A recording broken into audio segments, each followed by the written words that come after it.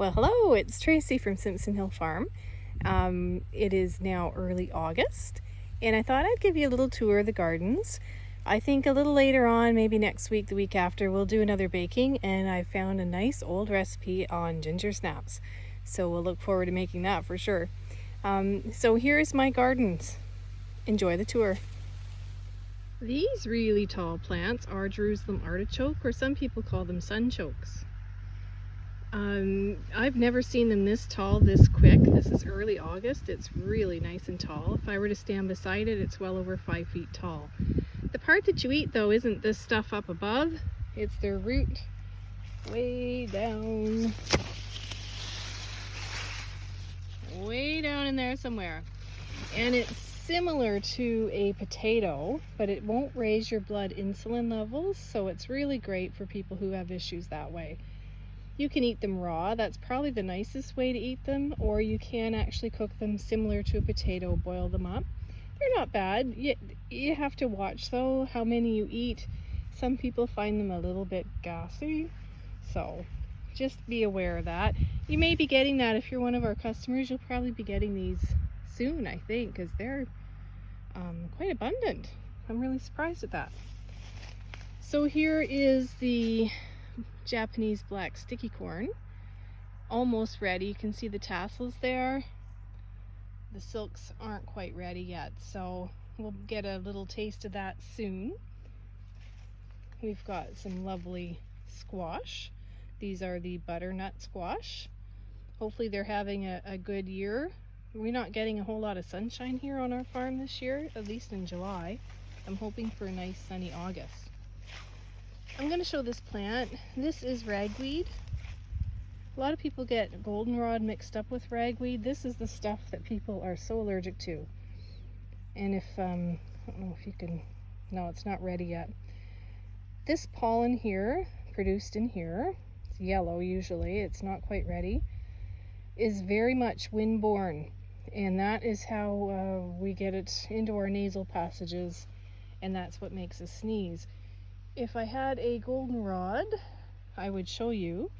Their pollen is very heavy and sticky, and it attracts bees, so it gets stuck on the bees' legs. It doesn't go anywhere in the sun, in the wind. So you may be allergic to goldenrod, but it's probably this stuff right here, ragweed. So we have some of our tomatoes. You can see we have a long way to go before we are able to give out any tomatoes this year. Although there are a few, you can see some down there. They're few and far between. We just have not really had a whole lot of sun here. Sun and heat, that's what we need. We're not getting a whole lot of it yet. So we have a few more tomatoes. Yes, it's very weedy. Here are the buttercup squashes. Looking lovely, so hopefully we'll get a few of those soon. And it's kind of gone all the way down over here. And over in this part of the garden, which I don't tend a lot to it, these are leftover tomatoes and peppers. So we get what we get. I just couldn't bear to throw out the plants that I started and no one bought, so so we give them a last chance. And here are some of the pumpkins. So you can see they're really behind. I don't know, I may not even get a pumpkin this year. That's a scary thought. One of my favorite crops. Okay, so now we're in the behind the woodshed garden where we have been picking the raspberries quite diligently every day, except when it's raining. We've had a lot of rain, so I'm finding that the berries aren't lasting long in the fridge, maybe a day or two max. So we either give them away or we're eating them, or I'm freezing them so I can make some raspberry jam through the winter. So this garden had a lot of garlic. I kind of went a little overboard on the garlic this year, but I'm sure that'll be fine. You can see there's some leftover potatoes from last year. Those are always nice surprises, so I'll let them go a little longer. So I took the garlic bulbs out. They are drying, and I'll show them a little bit later. And I found it's really good because this is still early August. You can still get a crop of something. So I found that brassicas do okay after garlic. So I've got the kale, I've got broccoli, cauliflower, and probably collards in there, and they'll do just fine. I'm gonna pan over here. Yes, I always have weedy gardens. I never worry about it. Life's too short to worry about all the weeds. You can see I planted those, I guess, last week. These ones got planted 2 or 3 weeks ago after more garlic came out, and those ones there, you know, the week before that. So they're absolutely doing fine. I have noticed some crops do not like to go in after garlic, and that would be peas. I guess the garlic must emit a little bit of something into the soil. Peas don't do well. Spinach does well, and I'm trying to get some more spinach to grow, and then I will put that somewhere, maybe back there. Here is some horseradish, and you know, for the longest time I didn't know what the heck this thing was. It was kept at bay. This is one of the old original gardens from the first owners of our farm, called the Simpsons. And they must, or perhaps my grandparents planted this, I don't know, one little patch, and this year it has expanded like crazy. So if anyone wants some horseradish, let me know. I can take up a little patch for you. Here's the rod. It was all pushed back to this rod here, this gray rod, and you can see it's really expanded everywhere. So I'll have to dig some more of that out. I don't know, maybe dehydrate it. I don't know what I'm gonna do with it, but it's gotta go. So I'll just go on here. This is where I'm going to put some peas. So this was originally our potato patch for this year. The potatoes did not grow well. I think it really was just too wet and too cloudy here. So the leaves started to die back. I started to pull them, and I noticed that critters have been eating them. Some of them look like apples, they're so eaten. So I thought, well, there's no sense in leaving the potatoes in there if they're gonna get eaten, and they're pretty well done. So I'm getting some peas to go into this spot here. We might get a crop. They are the type of peas that you need to shell, so they need a little bit longer. So fingers crossed, they'll go through a light frost. We always get a frost, sometimes light, sometimes really heavy the first week of September. So I have a month, so keep your fingers crossed for me. Okay, so here's where I do a lot of propagating in the summer. You can see I've got garlic there, way down there. It's in the woodshed, it's on the porch, it's everywhere. Right now it's just kind of curing a little bit before I trim it, sort it, and then either sell it or keep the seed for planting. So here's some of the peas. Hopefully they'll get crack-a-lackin' so I can get them into the ground. Got some lettuce on the go. I am still propagating. I just put seeds in here yesterday. So what kind of things am I planting? I'm planting things that I can cover up. So I've got basil, I've got beans, things that you can eat. Maybe they don't go quite to maturity, but you can eat them immature, like onions. Not having a lot of luck with the onions either this year. Fennel, kale, a lot more lettuce, and some more onions, and hopefully the spinach will get going. I don't know, they're not liking to germinate right now for some reason. Like here's almost a whole flat. You can see there's very little germination. Seed's not that old either, so that's pretty disappointing. I do have some pak choi. I have Swiss chard coming. There's another bunch of onions. I had to reseed that. Absolutely nothing going on there. And you can see it's been so cloudy here that even this is starting to get a little bit of algae growth. That's how not sunny it's been here at Simpson Hill Farm. Whoop. More garlic. And again, more broccoli, kale. I'm trying to get some fennel growing. Not having much luck with that either. Really no germination at all. But we still try. Now we didn't have a whole lot of luck with our cucumbers. They are waiting for more heat. But I did plant up some more. So I got the mini whites that I can put into the hoop house. They are very short season, so hopefully we'll still get a few of those. I'm not having a great deal of luck with zucchini. Can you imagine that? Usually we, you know, try and hide it at the neighbor's porch or give it away. They're very slow. I think it's just lack of heat. So hopefully these will go in some pots.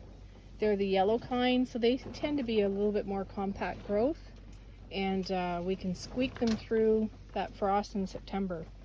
So these ones I did, let me see if that was yesterday's. This is last week's. This was 2 weeks ago germination. 2 to 3 weeks ago. So some of it's doing okay. We've got more celery. Again, that's a crop that you can eat even if it's not mature. So that's what I'm focusing on at this time of year. I'm gonna pan over. Yep, you got it. More garlic. And these are kind of in a bit of a succession order.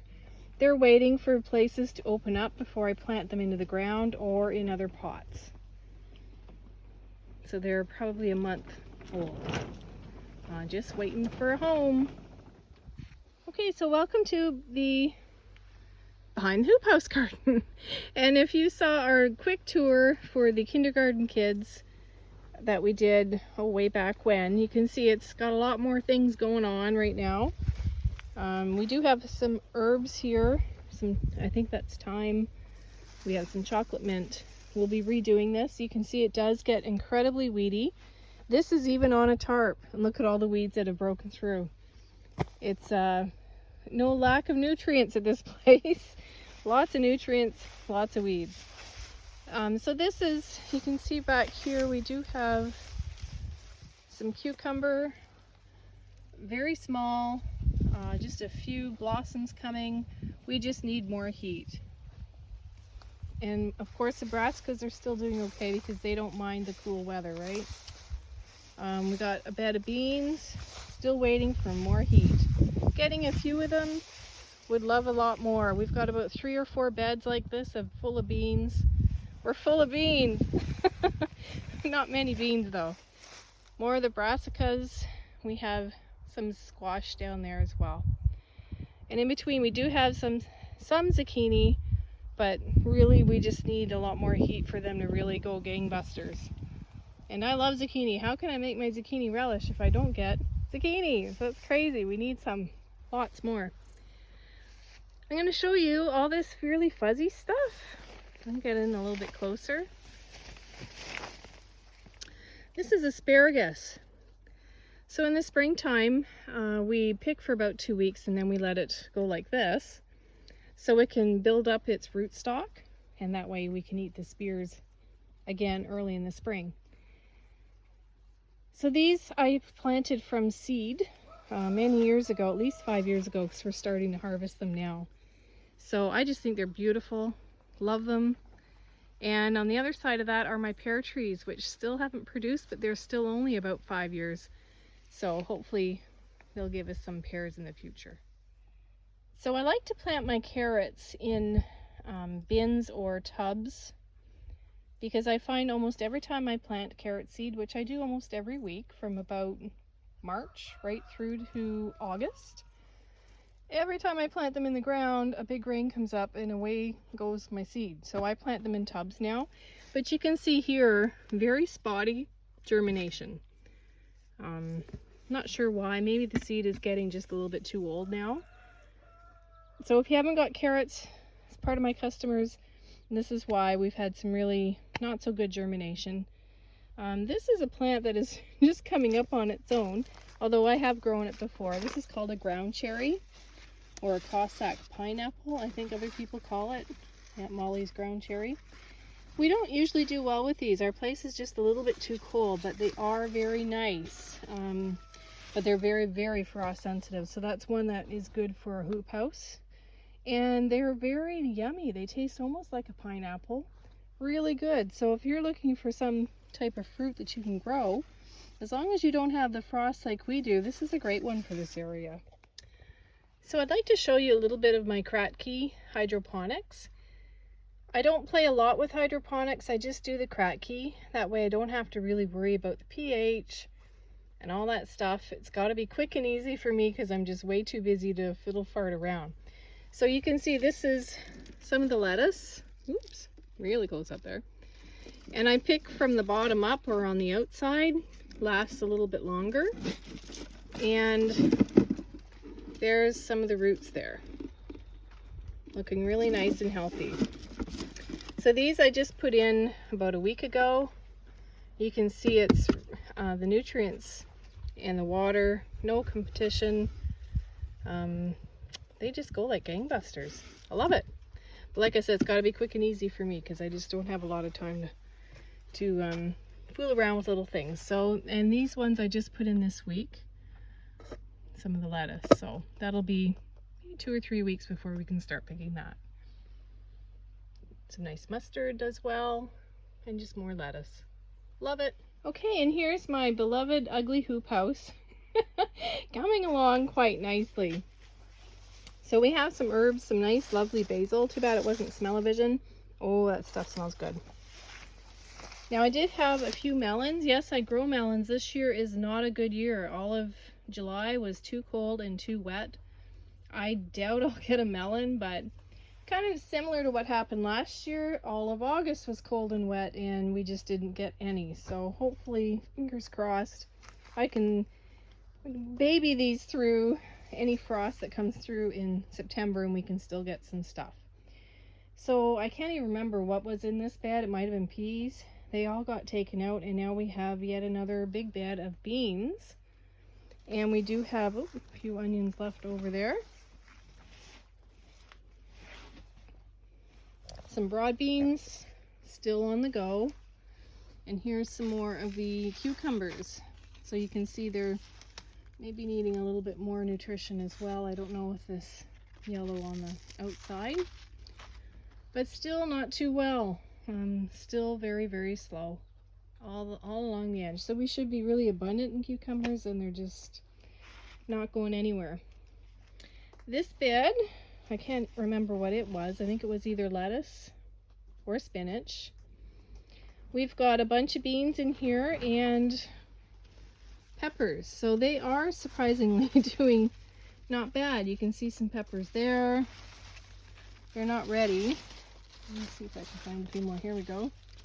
This one's pretty loaded for me. That's pretty good. But the beans still are a little bit slow. Some parsley, some Swiss chard, a little bit more lettuce from the original March planting, and quite a bit of celery down there, plus some more basil.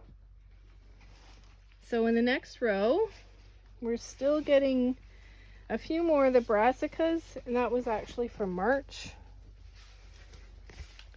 They're slowly getting out, and I'm putting in more beans. And here's our rows or bed of eggplants.